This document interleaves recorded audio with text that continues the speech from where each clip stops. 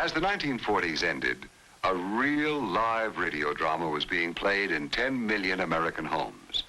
The true-to-life story which asked the question, can a homely wooden box with a knobby front and plain cloth speaker continue to find love and success after 20 years in competition with a younger, more attractive medium? Radio storytelling plays on the radio stories. I think maybe it goes right back to the very first experiences of your parents telling you a story.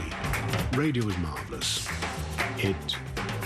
You picture what's happening and you create the scene in your own mind.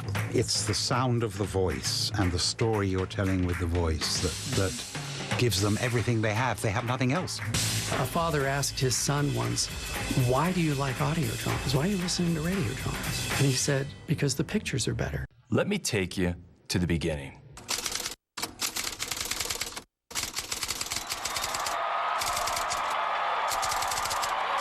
Welcome the Holy Father John Paul II.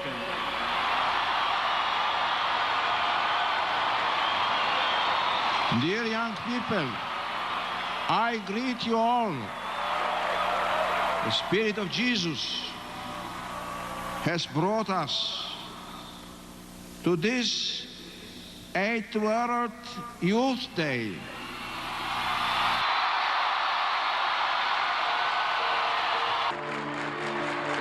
And then there is this great challenge that Pope John Paul II said that, this is not a time to be ashamed of the gospel, but to shout it from the rooftops.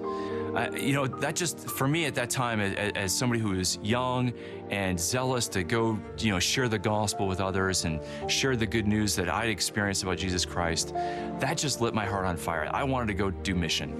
And people now are starting to say, yeah, why am I Catholic? What is this good news that Pope John Paul II is challenging us as Catholics to share and to evangelize? And I think Pope John Paul II was challenging us to know the reason why and to be on fire in our hearts and then to share that good news with the world.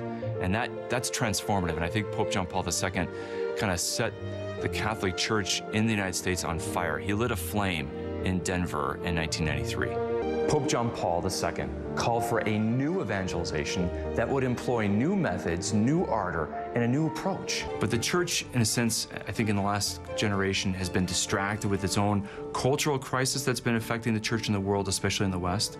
And we haven't been able to use our resources to embrace these new methods and these technologies in the way that the church normally does. And I think now is the moment, right? Now is the moment for the church to embrace these new technologies.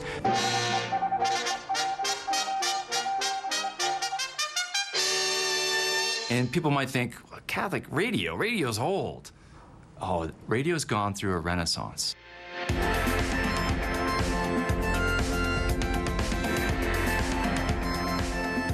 We're at a magic moment where Catholic radio has reached a maturity that it hadn't had before, with over 500 stations nationally. But all these stations also have apps now, they have online streaming. People want to listen. Audio is now being consumed in a whole new way. There's been a revolution over the last 5 years. It seems strange. We think of radio drama as something from 50, 70 years ago, when in fact, even now, because of Apple products, because of different medium that's come to the forefront, so people can listen. And so there's this huge opportunity now to reach people in a way that you couldn't before. We listen to the words. Radio helps us to focus, to listen, to concentrate. I mean, it goes right back to the campfire, doesn't it? In the sort of primeval days of people sitting around a campfire telling each other stories. And that was how history was transmitted at one time. And then it was how the scriptures were transmitted orally. They say that the pictures are better on radio, don't they? Because you make the mental picture in your own mind. And so you have to work.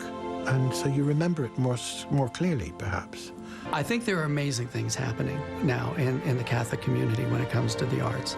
I think we are in a time, and we can point to John Paul II and his cry to go out, to claim art, to claim media, to do more with it than Catholics had been doing. And suddenly, good enough is no longer good enough. What I'm hoping for is that a lot in the Catholic community will suddenly say, we have not heard anything like this before.